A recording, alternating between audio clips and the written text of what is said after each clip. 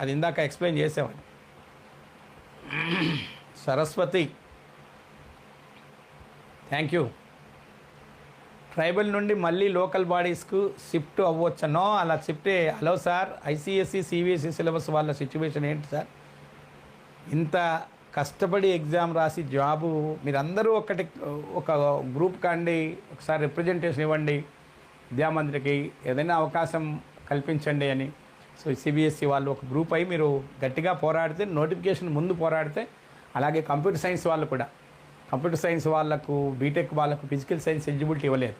So వీళ్ళందరూ కూడా పోరాడితే నోటిఫికేషన్లో కొంచెం సర్దుబాటు చేస్తే నెక్స్ట్ మీరందరూ కూడా ఎలిజిబుల్. బీసీఏ వాడికి ఇచ్చినప్పుడు, బ్యాచిలర్ ఆఫ్ కంప్యూటర్ అప్లికేషన్ చదివినటువంటి వారికి ఇచ్చినప్పుడు, బీఎస్సీ కంప్యూటర్ సైన్స్ చదివినటువంటి వాళ్ళు ఫిజికల్ సైన్స్ ఇవ్వడం లేదు.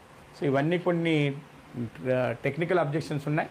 నెక్స్ట్ డిఎస్సిలో మా ఉపాధ్యాయుల సంఘాల నుంచి కూడా మేము రిప్రజెంట్ చేస్తాం.